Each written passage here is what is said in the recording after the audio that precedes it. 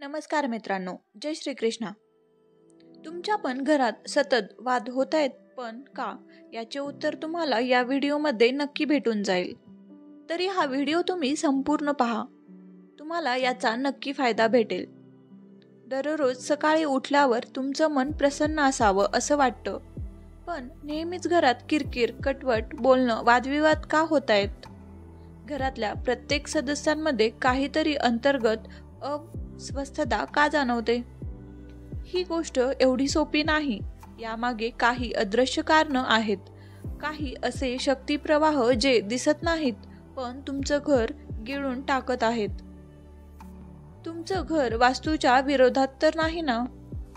तुम्ही कितीही प्रेमानं संसार करत असाल, पण जर घरातल्या दिशांना आपण दुर्लक्ष करत असाल तर त्याचा परिणाम हळूहळू तुमचं नातं पोखरतं जातो. कधी वाटतं बेडरूम मधली झोप ही शांत नाही किंवा जेवण करतानाही वादच होतो. कदाचित तुमचं स्वयंपाकघर दक्षिण पश्चिमेला असेल, पूजा घर अंधारात असेल किंवा शौचालय चुकून ईशान्येला असेल. हे सर्व म्हणजे वास्तुदोष. हे तर दोष आहेतच, पण इतर दोष देखील आपल्या घरामध्ये लपलेले असतात. आपल्या जीवनामध्ये असे कोणते दोष आहेत ते तुम्ही या व्हिडिओमधून जाणून घेऊ शकता. पण त्या अगोदर पुढील व्हिडिओ पाहण्या अगोदर तुम्ही या चॅनलवर नवीन असाल तर या चॅनलला लाईक करा, जास्तीत जास्त शेअर करा आणि सबस्क्राईब देखील करा. माता लक्ष्मी तुमच्या सर्व समस्या व अडचणी, घरातील करिअर सुधारेल व आपल्याला चांगले आरोग्य देईल, हीच माझी ईश्वरचरणी प्रार्थना आहे. कुंडलीत काही लपलेलं आहे का? कधी विचार केलात का की काही दिवस सर्व काही सुरळीत असतं आणि अचानक वादळ येतं? शनी, राहू, मंगळ हे ग्रह तुमचं नातं, मन आणि विचारांवर अज्ञात पद्धतीनं आघात करत असतात. सप्तम भाव जर दूषित असेल तर नवरा बायकोंचे नाते क्षणात भंगतं. पितृदोष असेल तर घरात दरवाजे उघडले की भांडणं सुरू होतात. हे दोष दिसत नाहीत पण त्यांच्या छायेतून कोणीही सुटलेलं नाही.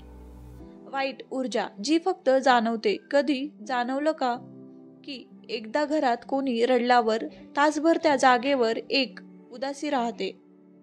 काही घरांमध्ये आपण गेल्यावरही मन सुन्न होतं आणि काही घरात पाऊल ठेवता क्षणी शांती जाणवते. कारण ऊर्जा, प्रत्येक शब्द, भावना, घटना या एक लहरी निर्माण करतात. तुटलेली मूर्ती, मोडलेले फोटो फ्रेम, बंद पडलेली घड्याळ या सर्व गोष्टी घरात नकारात्मक ऊर्जा आकर्षित करतात. शांतीसाठी शास्त्र सांगतं, पूजा, मंत्र, जप एक मार्ग आहे जो घरातल्या वातावरण थेट परिणाम करू शकतो. धार्मिक शुद्धता आणि मंत्रशक्ती. दररोज तुम्ही संध्याकाळी तुळशीपुढे दिवा लावा आणि ओम वासुदेवाय नमः, ओम वासुदेवाय नमः या मंत्राचा 108 वेळा जप करा. हे शब्द तुमचं घर पारदर्शक ऊर्जा कवचात गुंफतील. दर मंगळवारी हनुमान चालीसा आणि शनिवारी ओम हनुमते नमः या मंत्राचा जप करा. पाहता पाहता घरात जे अधोरेखित होतं ते मिटू लागतं. काळ सर्प, पितृदोष का सतत अडचणी येतात? कधी वाटतं का की प्रत्येक गोष्ट अर्धवट का राहते? एखादं वचन, एखादी संधी जणू कोणीतरी मागे खेचतंय. हा पितृदोष असू शकतो, ज्यामुळे घरात वाद, अकस्मात आजार, वयाचं लहानपण संपायच्या आधीच चिंता सुरू होतात.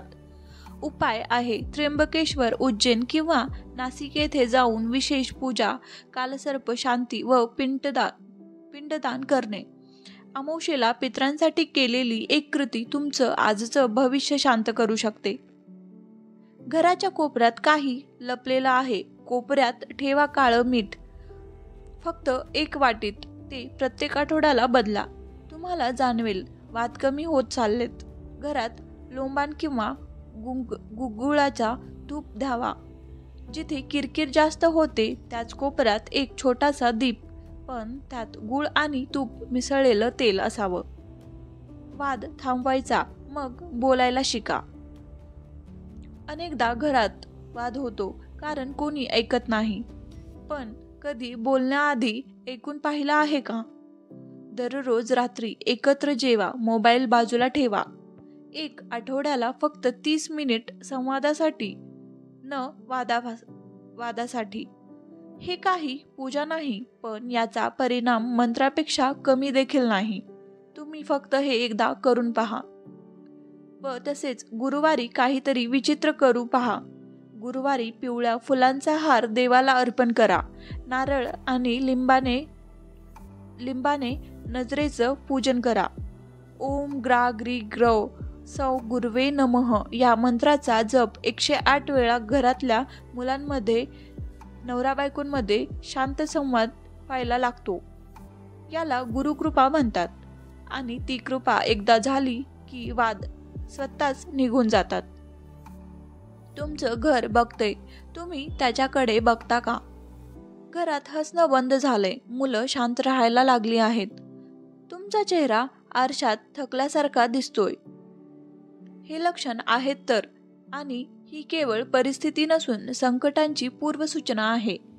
वेळीच शुद्ध करा शरीराची, मनाची आणि घराची. एकदा प्रयत्न करून पहा, सगळं बदलू शकतं.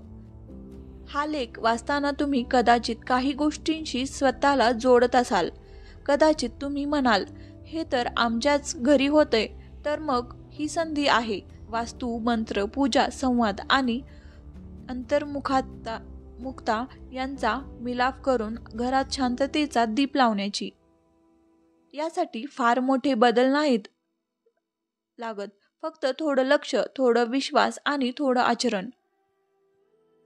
तर या व्हिडिओमधील माहिती तुम्हा सगळ्यांना उपयुक्त वाटली असेल तर या चॅनलला नक्की सबस्क्राईब करा व तसेच बेल आयकॉनवर देखील क्लिक करा. यामुळे मी अपलोड केलेला व्हिडिओ सर्वात अगोदर तुम्हाला पाहता येईल व तुमच्या सर्व अडचणी दूर करता येईल.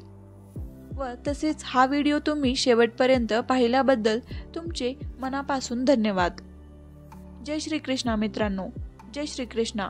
भेटूया अशाच नवीन व्हिडिओ सोबत. धन्यवाद.